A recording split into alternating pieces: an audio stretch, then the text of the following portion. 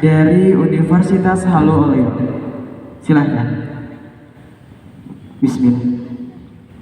Manifesto sang arsitek dari Jepang Kiso Kurikawa 1959 bahwa kecenderungan paradigma dari era modernisme ke era kontemporer. Hal ini diartikan bahwa terjadi pergeseran dari abad mesin ke abad kehidupan. Maksud dari manifesto ini bahwa dalam berarsitektur pun prinsip-prinsip berkelanjutan harus terwujud di setiap aspek-aspek bangunan. Vokasi bisa. Assalamualaikum warahmatullahi wabarakatuh.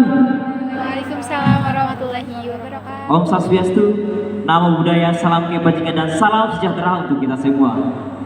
Yang terhormat Bapak Ibu Dewan Juri, yang kami hormati kepada semua panitia pelaksana, dan yang kami banggakan kepada semua rekan-rekan finalis yang hadir di lomba ini.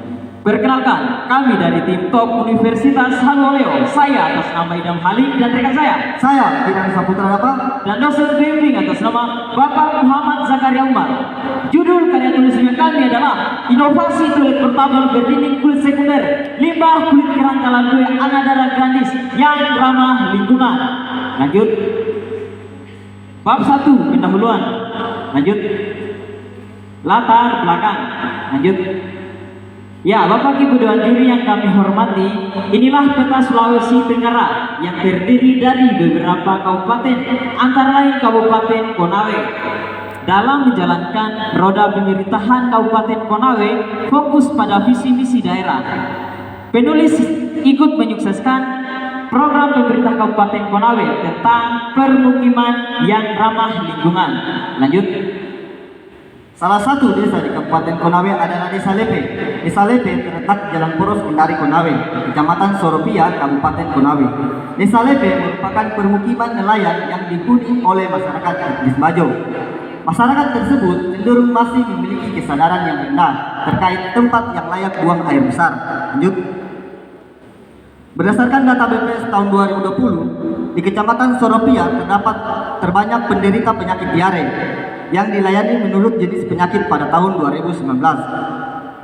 Penyakit diare berada posisi ke-8 sebesar 161 kasus dengan persentase 3,9%. Sehingga Kecamatan Soropia terbanyak penderita penyakit diare. Lanjut. Nah, salah satu cara menangani permasalahan tersebut, maka pemerintah Kabupaten Konawe melaksanakan program Satu Desa 6 Toilet Umum. Namun, kondisi existing toilet umum di Desa Lepe sebagai berikut. 1. Struktur bangunan rapuh. 2. Toilet umum tidak sesuai dengan karakteristik masyarakat setempat. 3. Bentuk bangunan konvensional dan tidak estetis. Lanjut. Di sisi lain, limbah kulit kerang kaladue tidak dimanfaatkan dengan optimal. Selama ini limbah kulit kerang kaladue hanya dibiarkan menggunung dan menumpuk begitu saja, serta menjadi limbah, sehingga tidak ramah lingkungan. Lanjut. Ya, di bidang kami, ilmu arsitektur, terdapat bangunan dengan prinsip-prinsip arsitektur ramah lingkungan. Nah, arsitektur ramah lingkungan adalah arsitektur yang mengkonsumsi sumber daya alam dan dampak negatif terhadap lingkungan serta manusia dalam kadar yang minimal. Lanjut.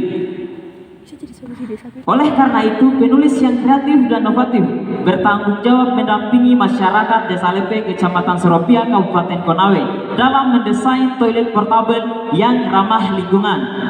Lanjut. Ya, berdasarkan latar belakang di atas, penulis merumuskan rumusan masalah sebagai berikut. 1. Bagaimana mengkaji desain toilet portable di Desa Lepe, Kecamatan Soropia, Kabupaten Konawe terhadap prinsip-prinsip arsitektur ramah lingkungan. 2. Bagaimana menghitung rencana anggaran biaya atau RAP toilet portable di Desa Lepe, Kecamatan Soropia, Kabupaten Konawe. Lanjut. Nah, tujuan penelitian kami diturunkan dari rumusan masalah sehingga sama. Lanjut. Manfaat penelitian. 1. Manfaat teoritis pengembangan toilet portable ramah lingkungan. 2. Manfaat praktisi referensi toilet portable selain di bidang arsitektur. 3. Manfaat normatif menyukseskan visi misi Kabupaten Konawe. Lanjut. Baik, selanjutnya kami lanjut bab 2, kajian pustaka. Lanjut. Kajian pustaka kami yang pertama adalah prinsip-prinsip arsitektur ramah lingkungan. Antara lain, arsitektur ramah lingkungan adalah arsitektur hemat energi. Lanjut. Kajian pustaka kami yang kedua adalah penelitian terdahulu tentang toilet portable. Berdasarkan penelitian terdahulu, belum pernah ada yang meneliti toilet portable di lokasi permukiman nelayan dan memanfaatkan limbah potensi lokal daerah setempat sebagai dinding kulit sekunder toilet. Inilah yang menjadi kemutakhiran atau kebaruan penelitian penulis. Lanjut. Selanjutnya kami masuk bab 3, metodologi penelitian. Lanjut. Ya, Bapak Ibu Dewan Juri yang kami hormati, inilah lokasi toilet portable yang akan kami desain. Lanjut. Nah, metode penelitian ini menggunakan metode studi kasus dengan pendekatan kualitatif. Lanjut. Selanjutnya, langkah-langkah penelitian studi kasus antara lain: 1. Pemilihan tema penulis adalah toilet portable yang ramah lingkungan. 10. Kesimpulan hasil pembahasan. Lanjut. Bab 4, hasil dan pembahasan. Lanjut. Hasil penelitian antara lain: 2. Struktur tengah menggunakan kulit sekunder dari limbah kulit kerangkalan due dan dirangkai dengan sistem konstruksi rangka baja ringan. 6. Harga toilet portable lebih ekonomis dibandingkan dengan toilet konvensional. Lanjut. Pembahasan. Bapak Ibu Dewan Juri yang kami hormati, dalam mendesain toilet portable, kami mendesain melalui konsep struktur bawah, konsep struktur tengah, konsep struktur atas, konsep sistem utilitas, gambar fisik, 3 dimensi, dan video animasi. Semua konsep ini memiliki kriteria ramah lingkungan, cepat pemasangan, mudah dirangkai, tepat, dan ekonomis. Maaf. Di atas lagi.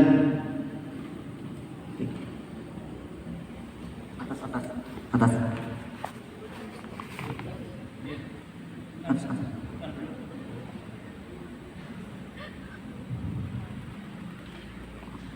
Lanjut, Mas. Atas lagi. Lagi. Atas. Ya, stop. Konsep struktur bawah, bagian pondasi. Pondasi, kami memilih alternatif pertama, yaitu pondasi sumuran, kombinasi panjang kayu. Lanjut. Ya, konsep struktur tengah bagian rangka, kami menggunakan alternatif 2, yaitu sistem rangka kotak sederhana baja ringan. Lanjut.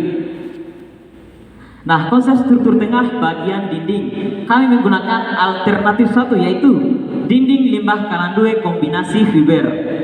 Lanjut. Konsep struktur atas bagian atap, kami memilih alternatif 1, yaitu sistem rangka atap fiber. Lanjut. Nah, konsep utilitas bagian skema air bersih. Pertama, PDAM, kemudian dialirkan melalui pipa 1 inci dan ditampung di tower. Kemudian dialirkan kembali melalui pipa 1 inci dan dikeluarkan melalui kran dan ditampung di ember. Lanjut.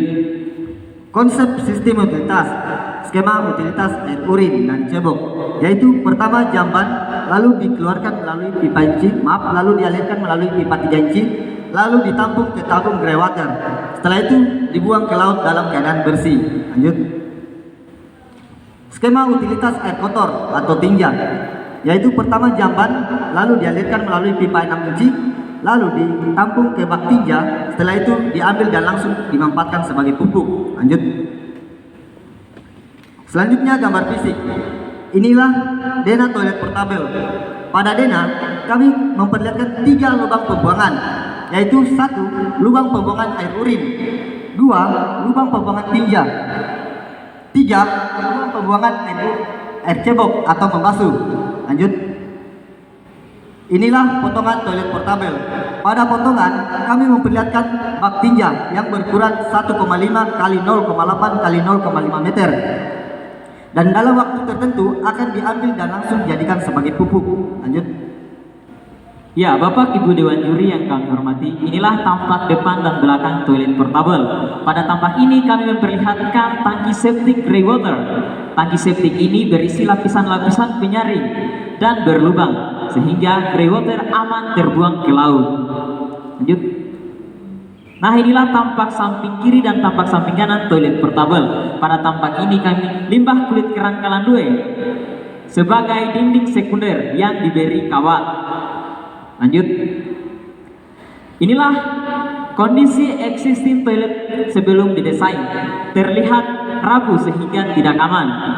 Lanjut. Inilah toilet portabel sesudah didesain. Kami tetap mempertahankan sistem penopang berupa sistem rangka beton.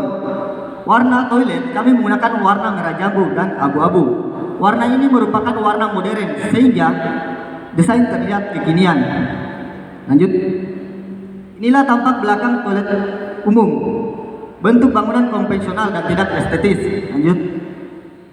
Inilah tampak belakang sesudah didesain. Kami mendesain sirkulasi pengambilan tinja dengan menggunakan plat besi cantilever. Lanjut. Nah, Bapak Ibu Dewan Juri yang kami hormati, inilah RAB toilet portabel, yaitu sebesar Rp17.300.000. Lanjut. Nah, berdasarkan diagram perbandingan harga, toilet portabel cukup ekonomis, yaitu sebesar Rp17.300.000 dibandingkan dengan toilet konvensional yaitu Rp25 juta, sehingga selisih harga didapatkan sebesar Rp7.700.000. Lanjut. Kesimpulan, penelitian ini disimpulkan bahwa toilet portabel layak digunakan karena berprinsip ramah lingkungan. Sebagai berikut. Pertama, material kulit sekunder bangunan menggunakan limbah kulit kalandue. Kedua, struktur bangunan menggunakan beton. Ketiga, limbah cair ditampung di tangki septik bersaring yang berlubang-lubang. Keempat, limbah padat manusia digunakan sebagai pupuk tanaman warga. Kelima, harga toilet portabel lebih ekonomis dibandingkan dengan toilet konvensional. Lanjut. Saran, penelitian ini dapat dilanjutkan di daerah permukiman nelayan lain di Provinsi Sulawesi Tenggara dengan bahan kulit sekunder toilet portabel berdasarkan potensi lokal setempat. Lanjut. Inilah antara lain daftar pustaka kami. Lanjut. Bapak Ibu Dewan Juri yang kami hormati, sebelum kami menutup presentasi kami, izinkan kami menampilkan video animasi prototipe toilet portabel dengan berlatar musik lagu daerah lokal. Lanjut.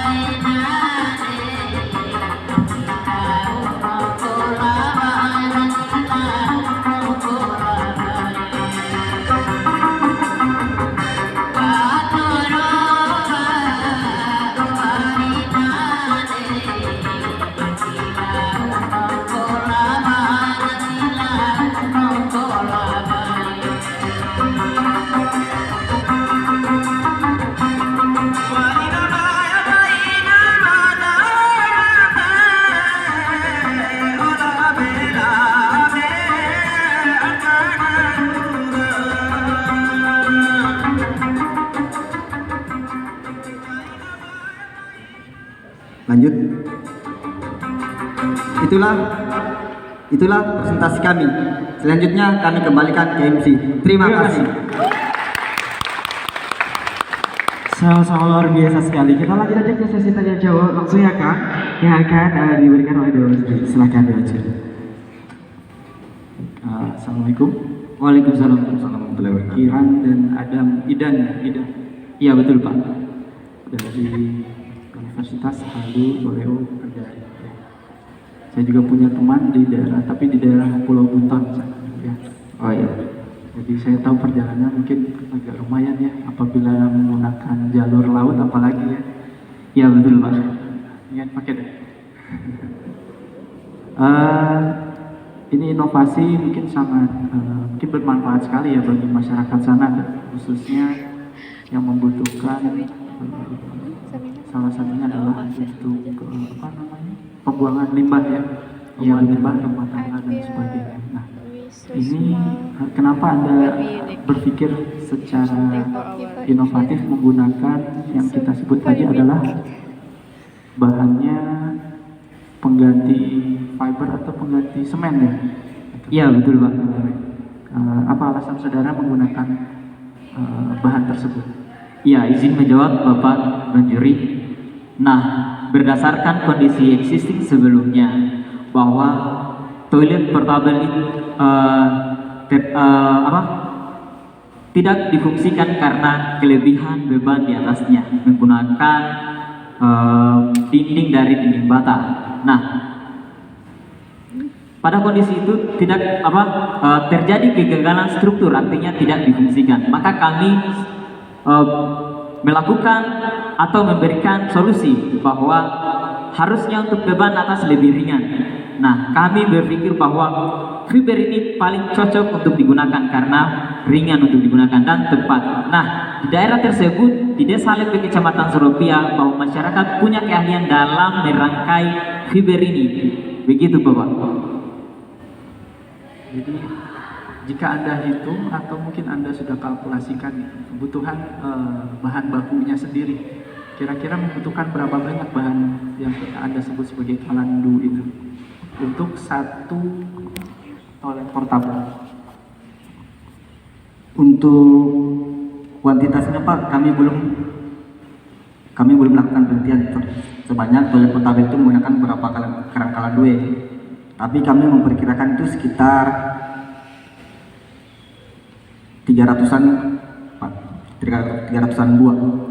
300 buah itu kurang lebih berapa kilogram atau berapa karung atau Itu Pak untuk 300 kg itu beratnya 50 kilo Pak. Memprediksi 50 kilogram. Iya Pak. dan itu sangat banyak di sana. Nah itu cukup tersedia. Dari kami telah tampilkan tadi bahwa kulit kerang kalandue dibiarkan menumpuk saja sehingga tidak difungsikan masyarakat. Begitu Pak. Maaf, saya izin menambahkan Pak, boleh di latar belakang? Lagi. Ini Pak, ini kulit kerang kalandue. Jadi kulit kerang kalandue di sana Pak, itu dijadikan timbunan rumah warga. Jadi untuk kuantitas dari limbah kulit kerang kalandue cukup tersedia Pak. Terima kasih. Nah, di sana juga Pak, salah satu mata pencarian kan di bagian pesisir. Kebutuhannya itu dari kalandue diambil isinya dan dibuang begitu saja Pak, sehingga dijadikan sebagai timbunan dan dibiarkan begitu saja dan menjadi limbah. Kemudian bisa merusak ekosistem di biota laut begitu Pak. Nah, sehingga kami sebagai panitia, sebagai penulis memberikan solusi kepada masyarakat bahwa penggunaan limbah kulit kerang kalandue bukan sebagai penimbunan seperti ini, bisa merusak lingkungan dan bisa digunakan. Kami berikan solusi untuk digunakan sebagai dinding sekunder toilet portable seperti itu Bapak. Nah, berhubungan dengan limbah ya, limbah juga. Itu tadi dikaitkan antara konsep sistem utilitas yang Anda buat gitu kan. Di sini ada beberapa hal.